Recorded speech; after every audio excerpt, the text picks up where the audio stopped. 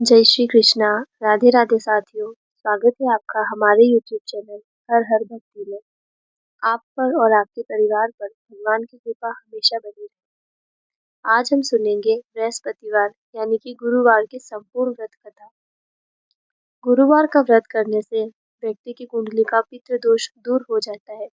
व्यक्ति की कुंडली में यदि अल्पायु योग है तो वो भी समाप्त हो जाता है। गुरुवार का व्रत रखने से भाग्य के द्वार खुल जाते हैं। गुरुवार का व्रत रखने से धन संबंधी समस्या भी दूर हो जाती है। गुरुवार का व्रत रखने से जीवन में सुख, समृद्धि, शांति, पाप से मुक्ति मिलकर पुण्य लाभ प्राप्त होता है। तो गुरुवार का व्रत रखते समय गुरुवार के दिन सूर्योदय से पहले उठकर स्नान करें। इस दिन पीले रंग का बहुत महत्व है, तो पीले वस्त्र धारण करें।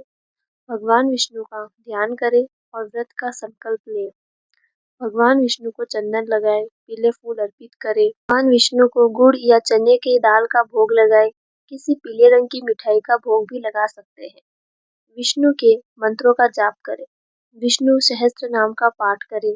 विष्णु चालीसा पढ़े या बृहस्पति देव का ध्यान करें। गुरु मंत्र या बृहस्पति देव के मंत्रों का जाप करें। भगवान विष्णु और बृहस्पति देव की आरती उतारें। इस दिन केले के पेड़ की भी पूजा कर दान भी करें। अब अब हम सुनते हैं बृहस्पतिवार की संपूर्ण व्रत कथा। प्राचीन समय में एक ब्राह्मण रहता था। वह बहुत गरीब था। उसके कोई संतान नहीं थी। उसकी स्त्री बहुत मलिनता के साथ रहती थी। वह स्नान नहीं करती, किसी देवता का पूजन नहीं करती। इससे ब्राह्मण देवता बड़े दुखी थे। बेचारे बहुत कुछ कहते थे, किंतु उसका कुछ परिणाम नहीं निकला। भगवान की कृपा से ब्राह्मण की स्त्री के कन्या रूपी रत्न पैदा हुआ। कन्या बड़ी होने पर प्रातः स्नान करके विष्णु भगवान का जाप और गुरुवार का व्रत करने लगी। अपने पूजन पाठ को समाप्त करके विद्यालय जाती तो अपनी मुट्ठी में जौ भर के ले जाती और पाठशाला के मार्ग में डालती जाती। तब ये जौ स्वर्ण के जो लौटते समय उनको बीन कर घर ले आती थी। एक दिन वह बालिका सूप में उस सोने के जौ को फटक कर साफ कर रही थी कि उसके पिता ने देख लिया और कहा कि बेटी, सोने के जौ के लिए सोने का सूप होना चाहिए।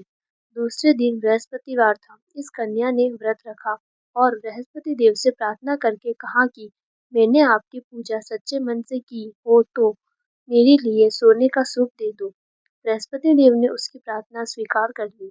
रोजाना की तरह वह कन्या जौ फैलाती हुई जाने लगी। जब लौटकर जौ बिन रही थी तो बृहस्पति देव की कृपा से सोने का सूप मिला। उसे वह घर ले आई और उसमें जौ साफ करने लगी, परंतु उसकी माँ का वही ढंग रहा। एक दिन की बात है कि वह कन्या सोने के सूप में जौ साफ कर रही थी। उस समय उस शहर का राजपुत्र वहां से होकर निकला। इस कन्या के रूप और कार्य को देखकर मोहित हो गया तथा अपने घर आकर भोजन तथा जल त्याग कर उदास होकर लेट गया। राजा को इस बात का पता लगा तो अपने प्रधानमंत्री के साथ उसके पास गए और बोले, हे बेटा, तुम्हें किस बात का कष्ट है? किसी ने अपमान किया है अथवा और कारण हो तो कहो, मैं वही कार्य करूंगा जिससे तुम्हें प्रसन्नता हो।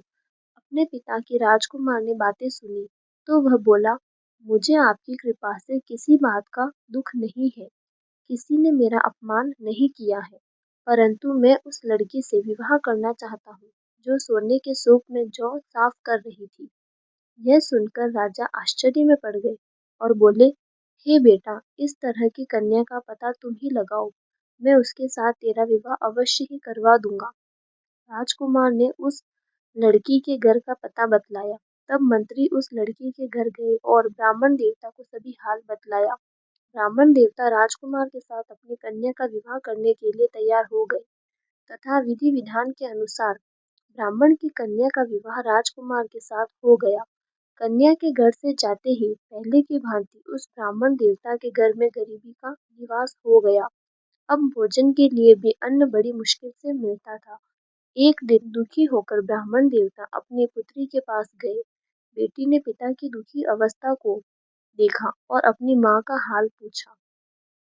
तब ब्राह्मण ने सभी हाल कहा। कन्या ने बहुत सा धन देकर अपने पिता को विदा कर दिया। इस तरह ब्राह्मण का कुछ समय सुख पूर्वक व्यतीत हुआ। कुछ दिन बाद फिर वही हाल हो गया। ब्राह्मण फिर अपनी कन्या के यहाँ गया और सारा हाल कहा तो लड़की बोली, हे पिताजी, आप माताजी को यहाँ ले आओ, मैं उसे विधि बता दूंगी जिससे गरीबी दूर हो जाए।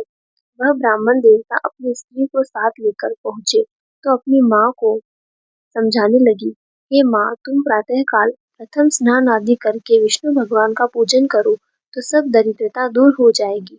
परंतु उसकी माँ ने एक बात नहीं मानी और प्रातःकाल उठकर अपनी पुत्री के बच्चों की जूठन को खा लिया।